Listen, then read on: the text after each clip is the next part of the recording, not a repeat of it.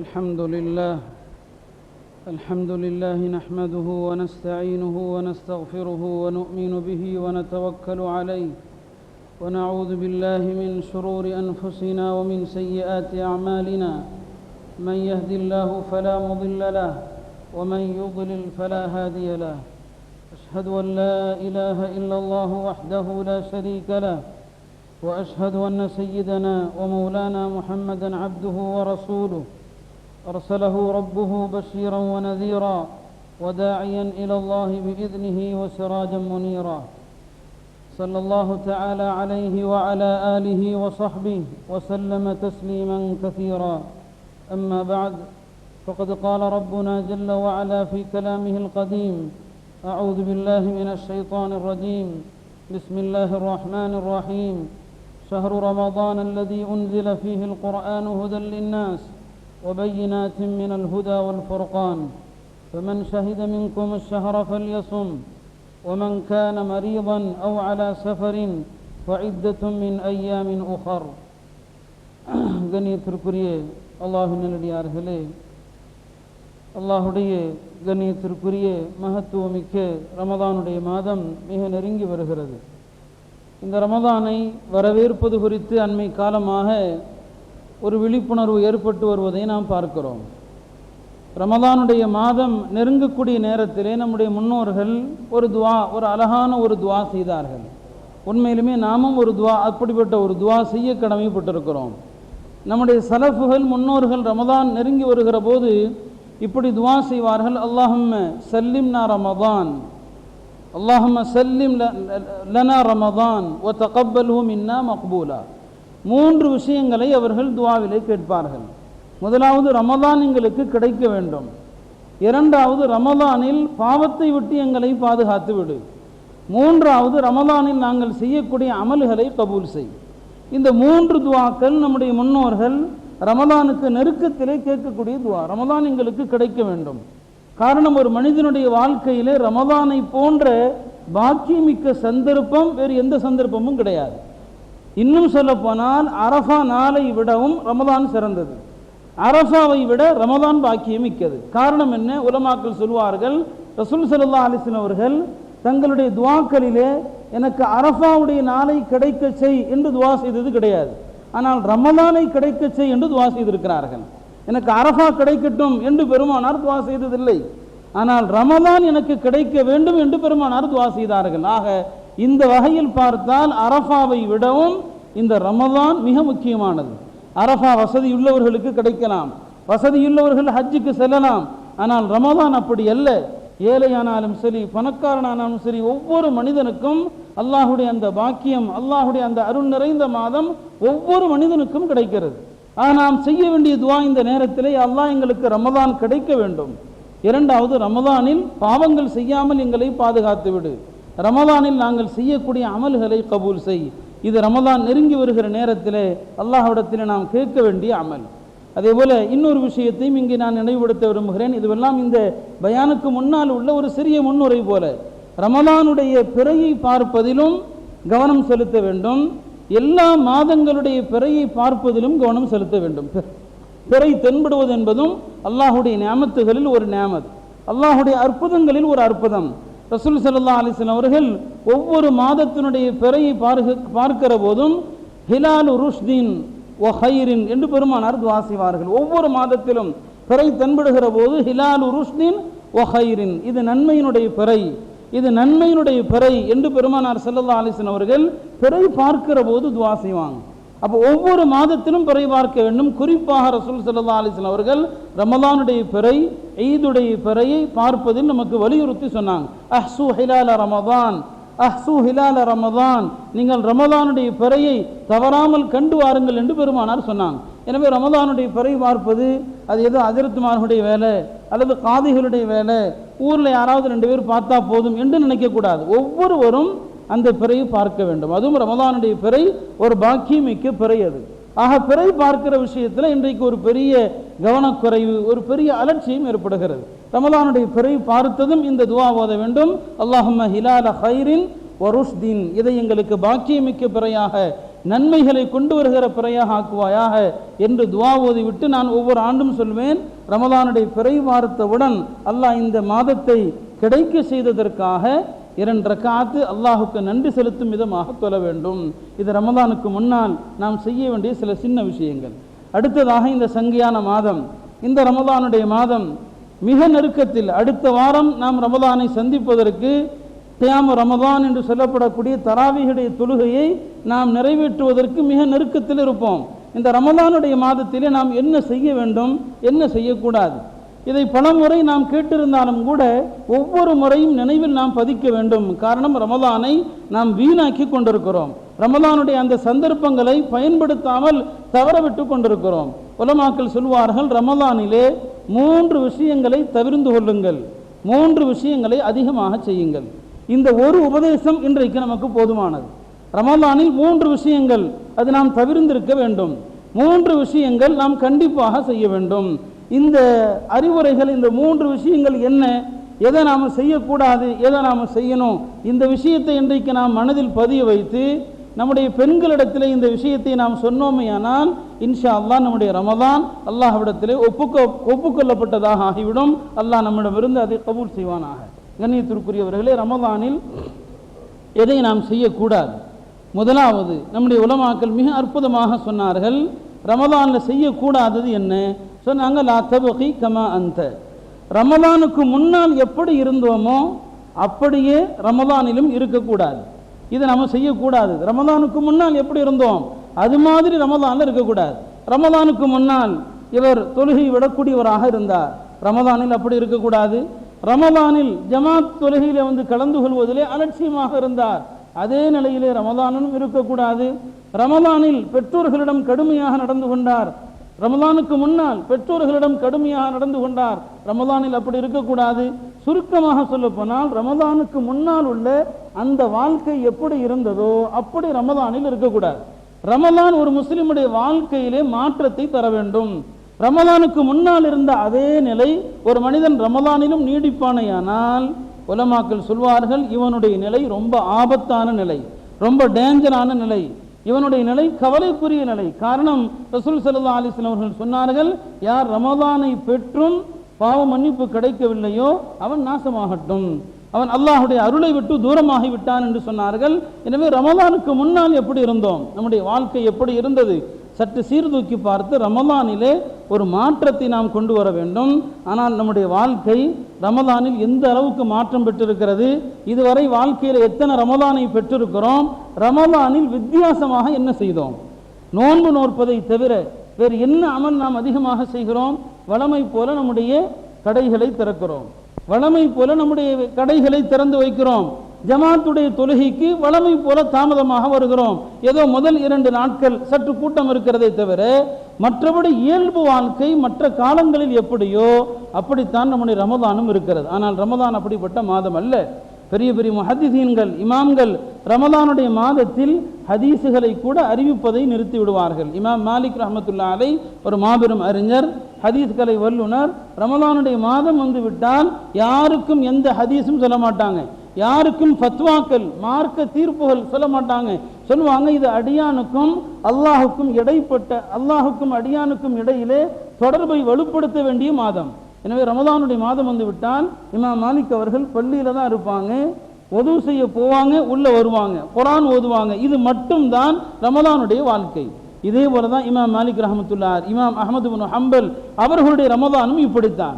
ஆக முன்னோர்கள் ரமலானை பொறுத்தவரை வேறு எந்த பணியும் செய்ய மாட்டாங்க, ரமலானில் முழுக்க முழுக்க அல்லாஹுக்காக நேரத்தை ஒதுக்குவார்கள். ஆனால் இன்றைக்கு நம்முடைய வாழ்க்கையில் பெரிய மாற்றங்கள் எதுவும் கிடையாது. எனவே தான் ஒவ்வொரு ஆண்டும் நாம் சொல்வது போல ரமலானுக்கு முன்னால் நம்முடைய எல்லா தேவைகளையும் முடித்துவிட்டு நிறைவேற்றிவிட்டு இந்த 1 மாத காலம் முழுக்க அல்லாஹுடைய தொடர்பில் வணக்க வழிபாடுகளில் ஈடுபட வேண்டிய ஒரு மாதம். ஆக சொன்னாங்க, ரமலானில் நாம் எப்படி இருக்க வேண்டும், முன்னால் எப்படி இருந்தோமோ அப்படி இருக்கக்கூடாது, ஒரு முன்னேற்றம் இருக்க வேண்டும். இரண்டாவதாக சொன்னாங்க, ரமலானிலே நாம் தவிர்ந்திருக்க வேண்டிய 2வது விஷயம், ரமலானுடைய இரவுகளை கருப்பாக்கி விடாதீர்கள். சொன்னாங்க, ரமலானுடைய பகல் அதை நோன்பை கொண்டு நாம் ஒளிமயமாக ஆக்குகிறோம். ரமலானுடைய அந்த பகல் காலத்தை நோன்பு நோற்று அதை பிரகாசமாக ஆக்கினோம். ரமலானுடைய இரவுகளை தூங்கி கருப்பாக்கி விடக்கூடாது. நம்மில் பெரும்பாலான மக்கள் ரமதானுடைய இரவு காலங்களை விழித்திருப்பது கிடையாது. ரமதானுடைய கடைசி 10 கூட விழித்திருக்கிற மக்கள் சொற்பமான மக்கள். ரமதானுடைய இரவுகளை உறங்கி தூக்கத்திலே அதை இருட்டாக்கக்கூடிய மக்கள் தான் இன்றைக்கு அதிகமாக இருக்கிறோம். ரமதானுடைய இரவு காலங்களில் தராவீஹுக்கு வரக்கூடியவர்களும் சொற்பமான மனிதர்கள். ஒரு பெரிய கூட்டம் ஒன்றும் வருவது கிடையாது. ஓரிரு நாட்கள் இருக்கிற கூட்டத்தோடு சரியே தவிர அதிகமான மக்கள் ரமதானுடைய அந்த தராவீஹுடைய தொழுகை கூட தொழுவது கிடையாது. ஆனால் இத்தனைக்கும் ரமதானுடைய இரவிலே தராவீஹோடு அமல் முடிவது கிடையாது. தராவீஹ் தொழுது விட்டால் அமல் முடிவதில்லை, அதற்கு பிறகும் அமல்கள் இருக்கிறது. எனவே தான் சொன்னார்கள், ரமதானுடைய பகலில் நோன்பு நோற்றது போல ரமதானுடைய இரவை வணக்கத்தை கொண்டு பிரகாசமாக்குங்கள், அதை இருட்டாக ஆக்கிடாதீங்கன்னு சொன்னாங்க.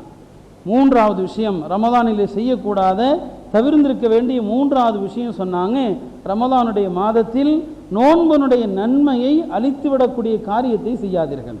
நோன்பின் நன்மை அளிக்கக்கூடிய காரியங்கள் உண்டு.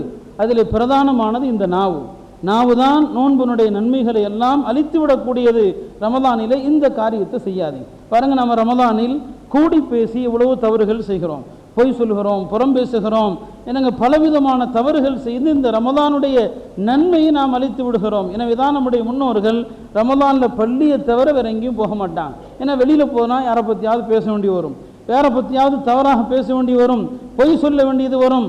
அதனால் ரமதானுடைய மாதத்தை முழுக்க பள்ளியில் இருந்தாங்க. நம்முடைய தேவந்திரிய பெரியார்கள் ரமதானுடைய 1 மாத காலம் யாத்திகாஃப்.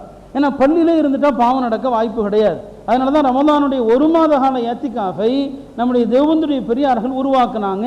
காரணம், இந்த பள்ளியினுடைய சூழலில் இருக்கிற போது இவன் பாவம் செய்வதற்கான வாய்ப்பே இல்லாமல் போயிடும். அதனால் உண்மையிலுமே ரமதான் சலாமத்தாக ஆஃபியத்தாக கிடைக்க வேண்டுமானால் 1 மாத காலம் யாத்திகாஃப் இருங்கள். எந்த பள்ளியில் இருந்தாலும் சரி, அல்லது பெரியார்கள் நிறைய இடங்களில் யாத்திகாஃப் இருக்கிறாங்க, அங்கே போனாலும் சரி 1 மாத காலம் பள்ளியினுடைய சூழலில் இருந்து ரமதானை பாதுகாத்துக் கொள்ளுங்கள். ஆக ரமதானிலே நம்முடைய நன்மை அளிக்கக்கூடியது இந்த நாவு தான். இதைத்தான் அதிகமாக பேண வேண்டும். பாருங்கள், அடுத்தவங்களை பற்றி புறம் பேசுறது, அடுத்தவர்களை பற்றி பொய் சொல்வது இருக்கிறது, இதுதான் நன்மையை அதிகமாக அளிக்கக்கூடிய அமல். ஹஜ்ரத் அப்துல்லாஹ் இப்னு அம்ர் இப்னுல் ஆஸ் அவர்கள் ஒரு முறை சொல்லுவாங்க, பெருமானார் ஸல்லல்லாஹு அலைஹி வஸல்லம் அவர்கள் சஹாபாக்களோடு மஸ்ஜிதிலே அமர்ந்திருக்கிறார்கள். இப்போ ரசூல் ஸல்லல்லாஹு அலைஹி வஸல்லம் சஹாபாக்கள்கிட்ட சொன்னாங்க, ஒரு வாசலை காட்டி, மஸ்ஜிது நபவியினுடைய ஒரு வாசலை காட்டி சொன்னாங்க, எதுஹுலு அலைக்கும் ரஜுலும் மின் ஹாதல் பாப் மின் அஹ்லில் ஜன்னா.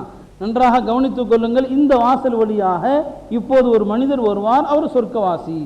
இந்த வாசல் வழியாக ஒரு ஆள் வருவார், அவர் சொர்க்கவாசின்னு சொல்லி சஹாபாக்கள் அவளோடு பார்க்குறாங்க. அது யார், அது எந்த தோழர் அதுன்னு பார்க்குறாங்க. வந்தால் ஒரு சாதாரண ஒரு மனிதர், அவர் பிரபலமானவர் அல்ல, எல்லோருக்கும் பரிட்சயமானவரும் அல்ல. சொல்லப்போனால் எந்த ஹதீஸுடைய கிதாபிலும் அந்த சஹாபி யார் என்ற பெயரே கிடையாது. ஒரு தோழர் வருகிறார், அவரை பற்றி பெருமானார் சொன்னார்கள், ஒருவர் வருவார், அவர் சொர்க்கவாதி, பார்த்துக்குங்க. அவர் யாருன்னு இன்ன வரைக்கும் கிதாபுகளில் கூட பேர் இல்லை. இப்போ சஹாபாக்கள்லாம் பார்க்குறாங்க, யார் அதுன்னு சொன்னால் ஒரு சாதாரண மனிதர் வருகிறார். சஹாபாக்கள் பார்த்து கொண்டாங்க. அடுத்த நாள் பெருமானார் மஜ்லிஸிலே அமர்ந்தார்கள், சொன்னார்கள், இந்த வாசல் வழியாக ஒருவர் வருவார், பார்த்து கொள்ளுங்கள், அவர் சொர்க்கவாதி. 2வது நாள் சஹாபாக்கள் நினைச்சாங்க வேற யாரோ வரப்போறாங்க அப்படின்னு பார்த்தாங்க, அதே மனிதர், முதல் நாள் வந்த மனிதர். 3வது நாளும் பெருமானார் ஸல்லல்லாஹு அலைஹி வஸல்லம் அவர்கள் இந்த வாசல் வழியாக ஒருவர் வருவார், அவர் சொர்க்கவாதின்னு சொல்லி. அப்துல்லாஹ் இப்னு அம்ர் இப்னுல் ஆஸ் ஒரு வாலிப சஹாபி, ஒரு வாலிபர். அவங்க நினச்சாங்க, இந்த தோழரை பெருமானார் எதனால் சொர்க்கவாதின்னு சொன்னாங்க, இவர் என்ன அமல் செஞ்சார், அவர் வீட்டில் போய் பார்க்கலான்னு சொல்லி அந்த தோழருடைய வீட்டுக்கு போய் ஒரு பொய் சொல்கிறாங்க, என் தந்தைக்கும் எனக்கும் கொஞ்சம் மனக்கசப்பு, உங்கள் வீட்டில் 3 நாள் தங்கிக்கிறேன். அவருடைய நோக்கம் உட்கார்ந்து அவருடைய அமலை பார்க்கலான்னு சொன்னால், மற்ற சஹாபாக்கள் என்ன அமல் செய்கிறாங்களோ அதே அமல் தான் அவரும் செய்கிறார். 3வது நாள் வீட்டை விட்டு புறப்படும் போது அப்துல்லாஹ் இப்னு அம்ர் இப்னுல் ஆஸ் அந்த சஹாபிட்ட கேட்டாங்க, என் தந்தைக்கும் எனக்கும் எந்த சண்டையும் கிடையாது, பெருமானார் உங்களை பற்றி 3 நாட்கள் சொர்க்கவாதி என்று சொன்னார்கள், உங்களுடைய அமலை பார்க்கலாம் என்று வந்தேன். எல்லா சஹாபாக்களும் என்ன அமல் செய்கிறார்களோ அதைத்தானே நீங்களும் செய்கிறீங்க, பிறகு உங்களை பெருமானார் இப்படி சொன்னாங்க.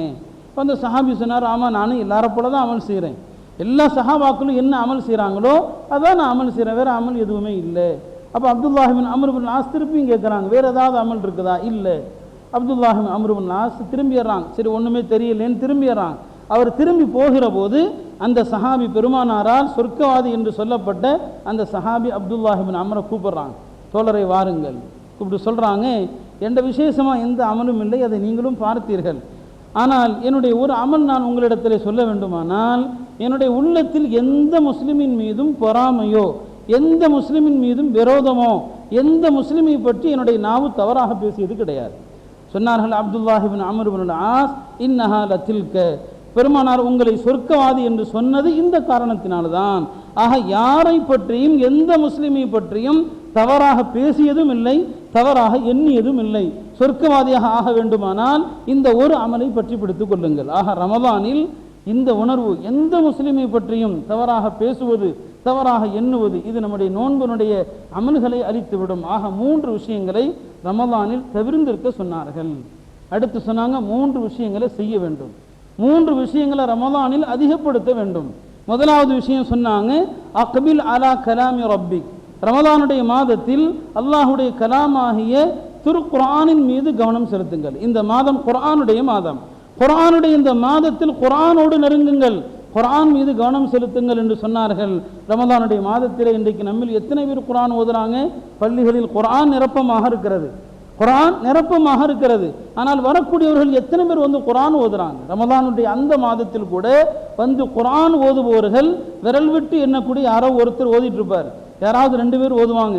நாம் குர்ஆன் ஓதுவது கிடையாது, குர்ஆனை புறக்கணித்து விட்டோம். பெருமானார் மறுமையிலே சொல்வார்கள், யா ரப்பி இன்ன கௌமி இத்தஹது ஹாதல் குர்ஆன மஹ்ஜூரா, என்னுடைய இந்த சமுதாயம் இந்த குர்ஆனை புறக்கணித்து விட்டார்கள். உலமாக்கள் குர்ஆனை புறக்கணிப்பது 5 முறைகளில் வரலாம் என்று சொன்னாங்க. குர்ஆனை புறக்கணிக்கிறதுனா 5 வகை. முதலாவது குர்ஆனை கேட்காமல் இருக்கிறது. குர்ஆனை கேட்கறதே கிடையாது, சில பேருக்கு குர்ஆனை கேட்கறதே பிடிக்காது. இன்னைக்கு காலையில் கூட நம்முடைய ஜாமியால் உசூத்துன் ஹசனாவில் கிராத்துடைய ஒரு அருமையான மஜ்லிஸ் நடந்தது. இன்றைக்கு மக்ரிபுக்கு பிறகு நம்முடைய பள்ளியிலும் இருக்கிறது. கல்லூரியில் படிக்கிற வாலிபர்கள், பள்ளிக்கூடங்களில் படிக்கக்கூடிய 8ஆம் வகுப்பு மாணவர்கள் குர்ஆனை தஜ்வீதுடைய முறையிலே கற்று எவ்வளவு அழகான ஒரு விருந்து, அது எவ்வளவு செவிக்கு விருந்து, குர்ஆனை அற்புதமாக ஓதுனாங்க. அப்போ குர்ஆனை புறக்கணிப்பது என்று சொன்னால் குர்ஆனை கேட்காமல் இருப்பதும் குர்ஆனை புறக்கணிப்பது. குர்ஆனை கேட்கிறதே கிடையாது. இரண்டாவது, குர்ஆனின்படி அமல் செய்யாமல் இருப்பது. குர்ஆன் எதை ஹலால் என்று சொல்கிறதோ, குர்ஆன் எதை ஹராம் என்று சொல்கிறதோ, இந்த குர்ஆனுடைய ஹலால் ஹராமை புறக்கணிப்பது. ஆக இதுவும் நாங்கள் குர்ஆனை புறக்கணிக்கிறோம். இன்றைக்கு குர்ஆனுடைய சட்டங்களை, திருக்குர்ஆனுடைய ஹலால் ஹராமை நாம் புறக்கணித்து குர்ஆனை நம்முடைய வாழ்க்கையிலிருந்து விரட்டி கொண்டிருக்கிறோம்.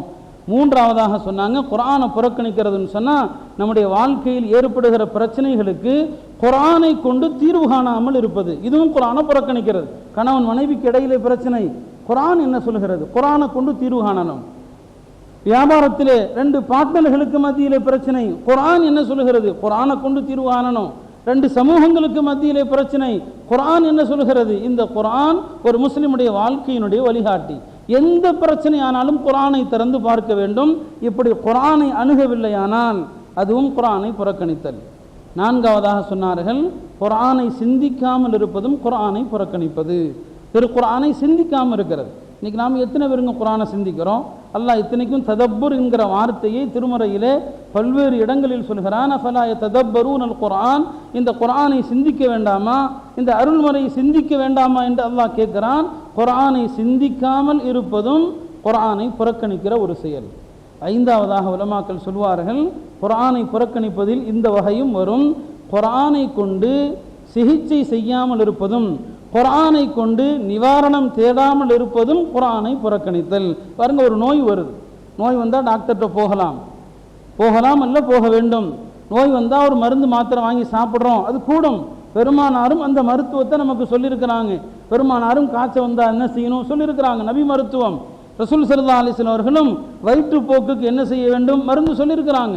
பெருமானாரும் காயங்களுக்கு மருந்து சொல்லியிருக்கிறாங்க. நோய் வந்தால் டாக்டரிடம் போக வேண்டாம் என்று மார்க்கம் சொல்லலை, கண்டிப்பாக போகணும். ஆனால் நோய் வந்தவுடன் டாக்டர்கிட்ட மட்டும் போனால் அவர் குர்ஆனை புறக்கணிக்கிறார். நோய் வந்ததும் முதலில் செய்ய வேண்டியது தனக்கு தெரிந்த குர்ஆன் வசனங்களை ஓதி, யா அல்லாஹ் இந்த வசனங்களை கொண்டு ஷிஃபாவை கொடு, இதான் முதல்ல செய்யணும். அப்புறம் டாக்டர்கிட்ட போகலாம், மருந்து சாப்பிடலாம். முதல்ல செய்யணும் உங்களுக்கு தெரிஞ்ச சூரத்துல் ஃபாத்திஹா. ஃபாத்திஹா ஒரு பெரிய அற்புதம், அது ஒரு அருமையான நோய் நிவாரணி. ஒரு தலைவலி, ஒரு வயிற்று வலி, ஒரு காய்ச்சல் என்று சொன்னால் முதல்ல 7 தடவை சூரத்துல் ஃபாத்திஹா ஓதுங்க, பக்ராவுடைய கடைசி வசனங்களை ஓதுங்க, ஆயத்துல் குர்சியை ஓதுங்க. இந்த தெரிந்த வசனங்களை ஓதி மேனியில் ஊத வேண்டும். ஒரு நோயாளிக்கு ஊதணும், அப்புறம் டாக்டர்கிட்ட போகலாம். இந்த குர்ஆனை கொண்டு நிவாரணம் தேட தவறினால் அதுவும் குர்ஆனை புறக்கணித்தல். காரணம், பெருமானார் ஸல்லல்லாஹு அலைஹி வஸல்லம் அவர்கள் சொன்னார்கள், அல்லாஹ் திருமறையிலே சொல்கிறான், ஃபீஹி ஷிஃபா, இந்த குர்ஆனிலே நிவாரணம் இருக்கிறது. ரசூல் ஸல்லல்லாஹு அலைஹி வஸல்லம் அவர்களும் இதை நோய் நிவாரணை என்று சொன்னாங்க. இந்த குர்ஆனை யார் நிவாரணமாக பார்க்கிறார்களோ அல்லாஹ் தஆலா அவர்களுக்கு இந்த குர்ஆனை கொண்டு பல அற்புதங்களையும் காட்டுகிறான். பாருங்கள், ஒரு பெண்மணி ஒரு குழந்தை, கை குழந்தையோடு ஹாஸ்பிட்டலுக்கு வருகிறார்கள். அந்த குழந்தைக்கு எல்லா வியாதியும் இருக்கிறது, இல்லாத வியாதி என்றே சொல்ல முடியாது, எல்லா வியாதியும் இருக்கிறது. கணவன் மனைவியும் ஒரு மருத்துவமனையில் அந்த குழந்தையை சேர்க்கிறார்கள். அந்த குழந்தை ஒரு மோசமான ஒரு சீரியஸான நிலையில் இருக்கிறது. மருத்துவர் அடிக்கடி அந்த தாயிடம் சொல்ல வருவார், உங்களுடைய குழந்தையை காப்பாற்ற முடியாது, உங்களுடைய குழந்தை பிழைக்க வாய்ப்பு கிடையாது, நீங்கள் தயாராக இருந்துங்க என்று சொல்வதற்காக அந்த மருத்துவர் வருவார். அந்த பெண்மணி புரிந்து கொள்வார், இந்த டாக்டர் எதை சொல்ல வரப்போறாருன்னு சொல்லி. அவர் வந்ததுமே அந்த பெண்மணி சொல்லுவாங்க, இஸ்தஅன்து பில்லாஹ் அல்லாஹும்ம ஷ்ஃபி, நான் அல்லாஹ்வை கொண்டு உதவி தேடுகிறேன், யா அல்லாஹ் என் குழந்தைக்கு ஷிஃபாவை கொடு அப்படின்னு சொல்லி குர்ஆன் எடுத்து ஓத ஆரம்பிச்சிருவாங்க. அந்த டாக்டர் வரும்போது அந்த பெண்மணி எடுத்து குர்ஆனை ஓத ஆரம்பிச்சிருவாங்க. அந்த டாக்டர் அந்த பெண்ணுடைய கணவர்கிட்ட போய் ஏதாவது பேசலான்னு போனால் அந்த பெண் கணவருக்கும் உத்தரவிட்டுருவாங்க, பேசக்கூடாது, அல்லாஹ்ட்ட உதவி தேடுங்க, குர்ஆனை ஓதுங்க. டாக்டர் இப்படி பல தடவை வருவார் போவார். அந்த பெற்றோர்கிட்ட அவர் சொல்ல வரும்போதெல்லாம் அவங்க சொல்லிடுவாங்க, நாங்கள் அல்லாஹ்ட்ட உதவி தேடுறோம், குர்ஆன் எடுத்து ஓத ஆரம்பிச்சிருவாங்க. இப்படி அந்த குழந்தை அந்த மருத்துவமனையில் ஒரு நாள் அல்ல, ஒரு வாரம் அல்ல, ஒரு வாதம், ஒரு வருட காலம் அந்த குழந்தை அந்த மருத்துவமனையில் இருக்கிறது. ஆக பலவிதமான சிகிச்சைகள், போராட்டங்கள். அந்த தாய் ஒரு நிமிடம் கூட அல்லாஹுடைய விதியின் மீது அதிருப்தியை வெளிப்படுத்தியது கிடையாது. அந்த தாய் ஒரு நிமிடம் கூட நம்பிக்கை இழந்ததும் கிடையாது. அந்த குழந்தைக்கு அருகிலே அந்த தாய் குர்ஆன் ஓதிக்கொண்டிருப்பார்கள். அல்லாஹ்விடத்தில், அல்லாஹ் உன்னை கொண்டு உதவி தேடுகிறேன், என்னுடைய குழந்தைக்கு ஷிஃபாவை கொடு. இப்படியே ஒரு வருட காலத்திற்கு பிறகு அந்த குழந்தை நிவாரணமும் பெறுகிறது. நிவாரணம் பெற்று அந்த குழந்தையை கொண்டு அந்த பெற்றோர் திரும்பக்கூடிய நேரத்தில் மருத்துவர் அந்த பெண்மணியிடத்தில், அந்த கணவன் மனைவிடத்தில் கேட்குறாரு, ஏன்னா கொஞ்சம் வயதான தம்பதி, இளம் தம்பதிகள் அல்ல, வேற குழந்தைகளும் இருக்க வாய்ப்பு இருக்குது. கேட்டாங்க, உங்களுக்கு இது எத்தனாவது குழந்தைன்னு சொல்லி. அப்போ அந்த பெண்மணி சொன்னாங்க, இது எங்களுக்கு 17 வருடங்களுக்கு பிறந்த முதல் குழந்தை, 17 வருடங்களுக்கு பிறந்த முதல் குழந்தை. அந்த குழந்தைக்கு ஏற்பட்ட அந்த வியாதியிலே கூட அந்த பெண்மணி தளரவில்லை. பொறுமையோடு அல்லாஹ்விடத்தில் குர்ஆனை கொண்டு கேட்டாங்க, அல்லாஹ் ஷிஃபாவை கொடுத்தான். எனவே ஹாஸ்பிட்டலில் சேர்க்கலாம், மருத்துவமனையில் சேர்க்கலாம், அது மார்க்கமும் அனுமதி அளிக்கிறது. ஆனால் குர்ஆனை விட்டு விடக்கூடாது. இந்த குர்ஆனை கொண்டு யாரெல்லாம் நிவாரணத்தை தேடினார்களோ அல்லாஹ் தஆலா அவர்களுக்கு என்ன விரும்பினார்களோ அதை அவர்கள் அல்லாஹ் தஆலா கொடுக்காமல் இருந்தது கிடையாது. அதே போல தான் ஒரு தம்பதி இருக்கு, நீண்ட காலமாக குழந்தை பாக்கியம் இல்லை. நம்மிலும் எத்தனை பேர் இருக்கிறாங்க, குழந்தை பாக்கியம் இல்லை. ஒரு பெரிய ஆலிமிடத்தில் சென்று கேட்குறாங்க, எங்களுக்கு குழந்தை பாக்கியம் இல்லாமல் இருக்கிறது ஏதாவது சொல்லுங்க. இப்போ அவங்க சொன்னாங்களாம், சூரை நூஹ் குர்ஆனில் வரக்கூடிய ஒரு அத்தியாயம் 29வது ஜுஸிலே வருகிறது, இன்னா அர்சல்னா நூஹன் என்கிற அந்த சூரா. இந்த சூறாவை சிந்தித்து அல்லாஹ் அந்த சூறாவில் என்ன சொல்லுகிறானோ அதை கடைபிடித்து வாருங்கள், உங்களுக்கு குழந்தை பிறக்கும். வெறும் சூரா நூஹ், ஏன்னா இன்னைக்கு நிறைய பேர் அப்படி தான் அதை ஓதுன்னு சொல்கிறது. வெறுமனே ஓதுவது பிரயோஜனம் கிடையாது. சொன்னாங்க, சூரா நூஹை ஓதுங்க, சிந்தித்து ஓதுங்கள், அல்லாஹ் அதில் என்ன சொல்கிறானோ அதை அமல் செய்யுங்க. இதை செஞ்சீங்கன்னா உங்களுக்கு அல்லாஹ் குழந்தையை கொடுப்பான். கணவர் வீட்டில் மனைவிட்ட சொன்னார், இந்த மாதிரி இந்த ஆலிம் இப்படி சொன்னாங்க, குர்ஆனை ஓத சொன்னாங்க, நூஹ் சூறாவை சிந்திச்சு ஓத சொன்னாங்க, அதில் அல்லாஹ் என்ன சொல்கிறானோ அதன்படி அமல் செய்ய சொன்னாங்கன்னு சொன்னாங்க. அப்போ கணவனும் மனைவியும் குர்ஆனை எடுத்து உட்கார்றாங்க, அந்த நூஹ் அத்தியாயத்தை படித்து பார்க்குறாங்க. அல்லாஹ் அதில் என்ன சொல்கிறான், நூஹ் அலைஹிஸ்ஸலாம் தன்னுடைய சமுதாயத்தை ஷிர்க்கிலிருந்து தடுத்தாங்க. அப்போ அல்லாஹுக்கு இணை வைக்கக்கூடாது. இந்த வசனத்தை ஓதியதும் எல்லா தாயத்து தகடு எல்லாத்தையும் தூக்கி வீசிட்டாங்க.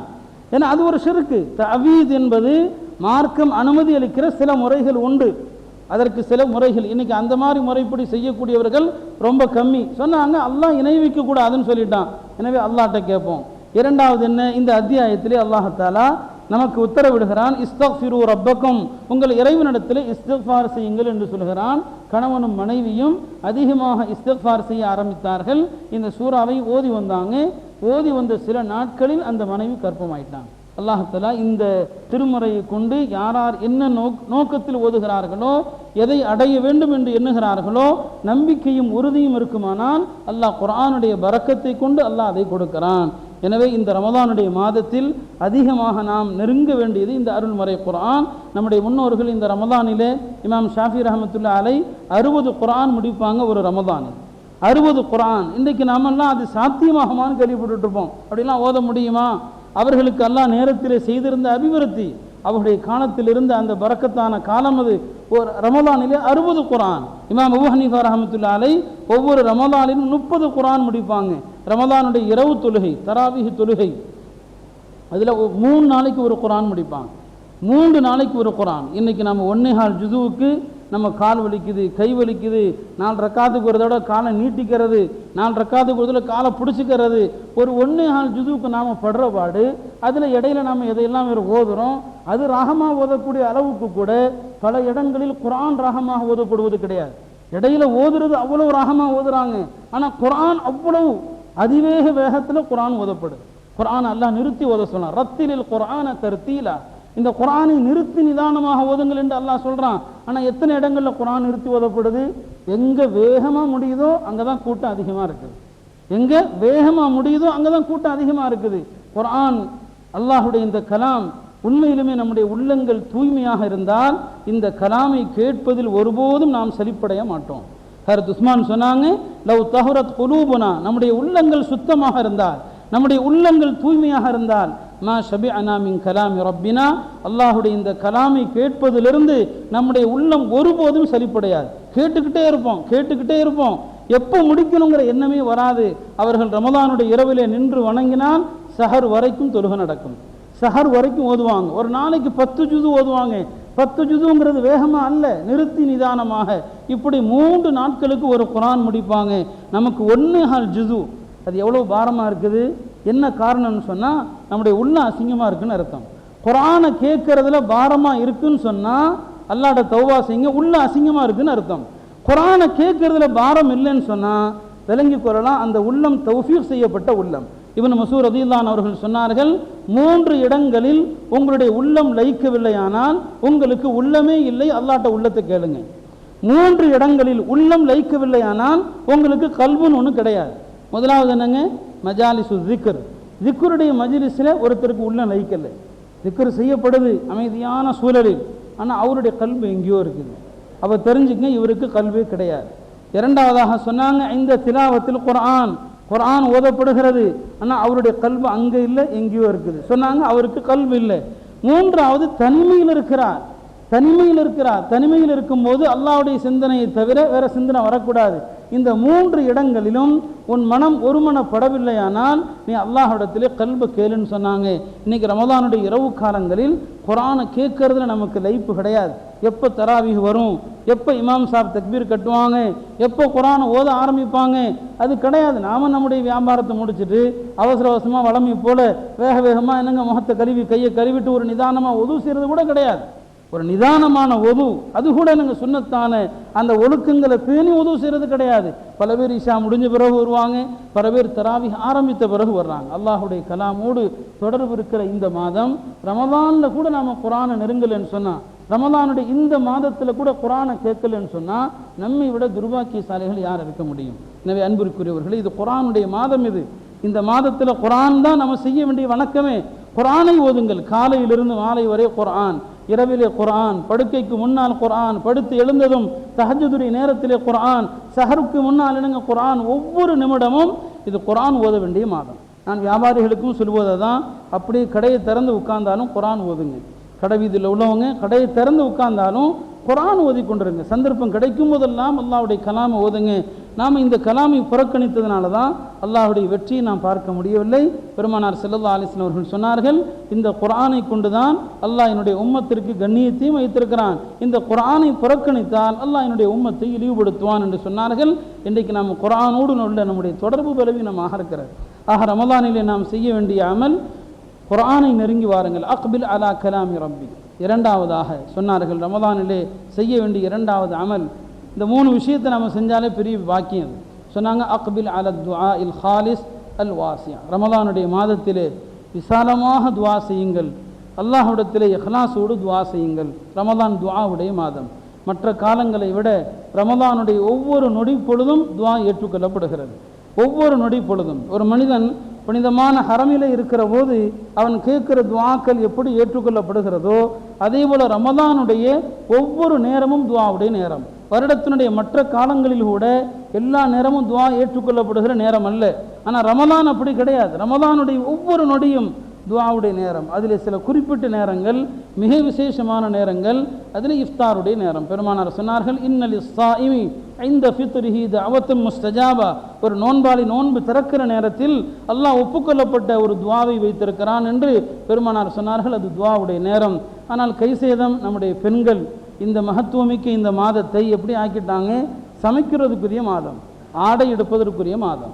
இது விதவிதமாக சமைக்கிறதுக்கும் ஆடைகள் எடுத்து மற்றவர்களிடத்திலே காட்டி பெருமைப்படுவதற்கும் அதான் இன்றைக்கி நம்முடைய பெண்களுடைய ரமதான் ஆக இருக்குது. ரமதானுக்கு முன்னால் நம்முடைய முன்னோர்கள் திட்டமிடுவாங்க, ரமதானில் எத்தனை குர்ஆன் ஓதணும், என்னென்ன அமல்கள் செய்யணும்னு சொல்லி. இன்றைக்கி நம்முடைய பெண்களும் ரமதானுக்கு முன்னால் தயாராகிறாங்க.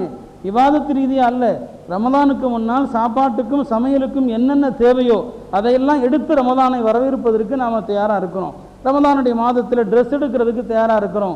அதற்குரிய பட்ஜெட்டை போடுறோமே தவிர ரமதானில் நம்முடைய அமல்கள் என்ன, அதற்கு யாராவது நம்மளே திட்டமிடுகிறோமா? நம்முடைய பெண்களுடைய ரமதான் அவ்வளவு வீணாகி கொண்டிருக்கிறது, பாலாகி கொண்டிருக்கிறது. அதுவும் அருள்மிக்க இந்த மாதத்தில் நம்முடைய பெண்களை சுற்றி ஷைத்தான்கள் நிற்கிறான். ரமதானுடைய மாதத்தில் நம்ம பெண்களை சுற்றி அல்லாஹ் பெருமானார் சொன்னாங்க, இது ஷைத்தான் விலங்கிடப்படக்கூடிய மாதம்னு சொல்லி. ஆனால் நமக்குன்னு சில விசேஷமான ஷைத்தான்கள் அவிழ்த்து விடப்படுறாங்க. ரமதானுடைய மாதத்தில் நம்முடைய பெண்களை வழிகெடுப்பதற்கு ஆங்காங்கே என்னங்க பல பேர் முகாம்கள் போடுறான். நான் பெருமைங்க ஒரு கோரிக்கையாகவே சொல்கிறேன், ரமதான் மாதத்தில் ஊருடைய எந்த மன்றத்தையும் யாருக்கும் வியாபாரத்திற்கென்று இடமளிக்காதீர்கள். ரமதான் மாதத்தில் வெளியிலிருந்து வரக்கூடிய சேலைகளுக்காக ஆடைகளுக்காக வரக்கூடிய யாருக்கும் எந்த இடத்தையும் கொடுக்காதீங்க. இந்த மாதம் பெண்கள் வீட்டில் இருக்க வேண்டிய மாதம், இது சுற்றி திரிய வேண்டிய மாதம் அல்ல. ஆக குர்ஆனை முன்னோக்குங்கள். இரண்டாவதாக அதிகமாக துஆ செய்யுங்கன்னு சொன்னாங்க.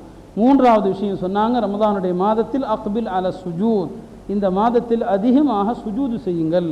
அதிகமாக சுஜூது செய்கிறதுக்கு என்ன அர்த்தம்? அதிகமாக தொழுவுறது. அதிகமாக சுஜூது செய்யுங்கன்னு சொன்னால் அதிகமாக தொழுவுறது. பெருமானார் சொன்னாங்க, அக்ரபு மா யகூனுல் அப்து இலா ரப்பிஹி வஹுவ சாஜித், ஒரு அடியான் அல்லாஹுக்கு மிக நெருக்கமாக இருப்பது சஜிதாவை கொண்டுதான். எனவே ரமதானுடைய மாதம் பழமை போல நாம் தொழக்கூடிய ஃபர்து, பழமையான சுன்னத்துகள், வாஜிபுகள், தராவீஹ் இத்தோடு நில்லாமல் ரமதானுடைய மாதத்தில் அதிகமாக சஜிதா செய்ய வேண்டும், அதிகமாக தொழ வேண்டும். இந்த மூன்று அமல்கள் அதிகமாக செய்யும்படி சொல்லிட்டு சொன்னாங்க. இந்த மூன்று விஷயங்களை தவிர்த்து இந்த மூன்று விஷயங்களை யார் செய்கிறாங்களோ அவங்க தங்களுடைய ரமதானுடைய கடைசியில் யோசித்து பார்க்கணும், இந்த மூணு விஷயத்தை நாம் செய்யாமல் இருந்தோமா? அது ரமதானுக்கு முன்னால் இருந்தது போல ரமதானில் இல்லை. இரண்டாவது, ரமதானுடைய மாதத்தில் நம்முடைய நோன்பை பாலாக்கக்கூடிய, நம்முடைய நோன்பினுடைய நன்மையை அளிக்கக்கூடிய எந்த காரியத்தையும் நாம் செய்யலை. இப்படி நாம் எல்லாம் இருந்தோமா என்று யார் யோசித்து பார்க்கிறாரோ, இந்த 6 விஷயங்களும் அவருடைய ரமதானிலே பெறப்பட்டிருந்தால் அவருடைய ரமதான் அல்லாஹ்விடத்திலே அங்கீகரிக்கப்பட்டதற்கான அடையாளம் இது. எனவே ரமதானுக்கு முன்னால் இந்த வகையிலே நாம் தயாராகுவதற்கு, ஆயத்தமாகுவதற்கு அல்லாஹ் நம் எல்லோருக்கும் தௌஃபீக் செய்ய வேண்டும். ரமதானை வரவேற்பது என்பது ஒரு பெரிய பாக்கியம். அது பெருமானார் ஸல்லல்லாஹு அலைஹி வஸல்லம் அவர்கள் ரமதானுக்கு முன்னால் ஷாபானுடைய இறுதி தினங்களிலே தம் தோழர்களுக்கு மத்தியிலே இப்படித்தான் பிரசங்கம் செய்வார்கள், ஹுத்பா செய்வார்கள்.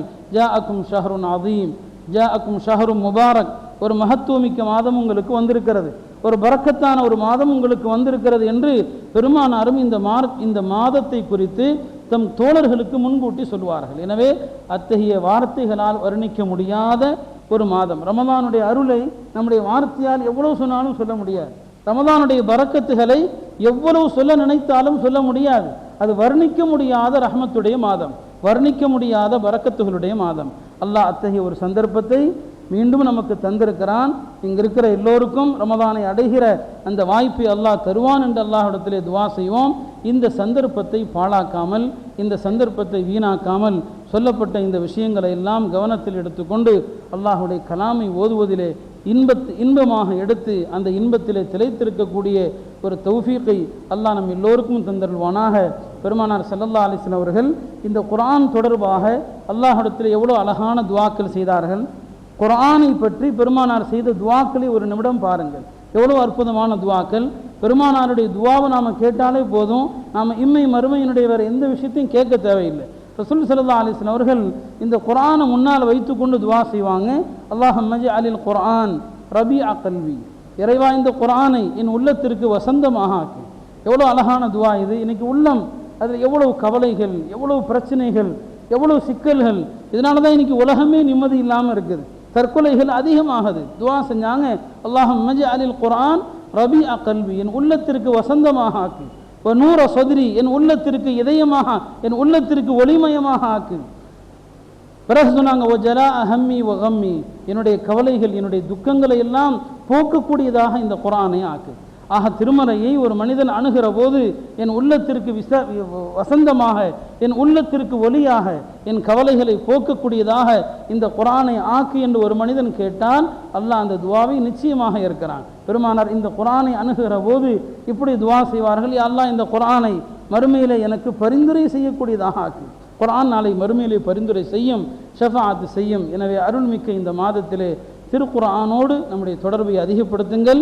ரமதான் என்பது வெறும் பசித்திருக்கிற மாதம் மட்டுமல்ல, வெறும் பசியோடு இருக்கிறோம், நோன்பு நோக்கிறோம், அது மட்டுமல்ல ரமதான். அப்படி நினைப்பவர்கள் உண்மையிலுமே ஏமாளிகள். எனவே இது குர்ஆனோடு தொடர்பு ஏற்படுத்தினால் மட்டும்தான் குர்ஆனும் நோன்பும் சேர்ந்து மறுமையிலே பரிந்துரை செய்யும் என்று பெருமானார் சொன்னார்கள். அஸ்ஸௌமு வல் குர்ஆன் யஷ்ஃபஆனி யௌமல் கியாமா, நோன்பும் திருக்குர்ஆனும் சேர்ந்து மறுமையிலே ஒரு அடியானுக்கு பரிந்துரை செய்யும் என்று பெருமானார் சொன்னார்கள். எல்லாம் வல்ல அல்லாஹ் அத்தகைய குர்ஆனோடு அதிகமான தொடர்புடைய அடியார்களிலே நம் எல்லோரையும் சேர்த்தல்வானாக. வஆகிரு தஅவானா அனில் ஹம்துலில்லாஹி ரப்பில் ஆலமீன்.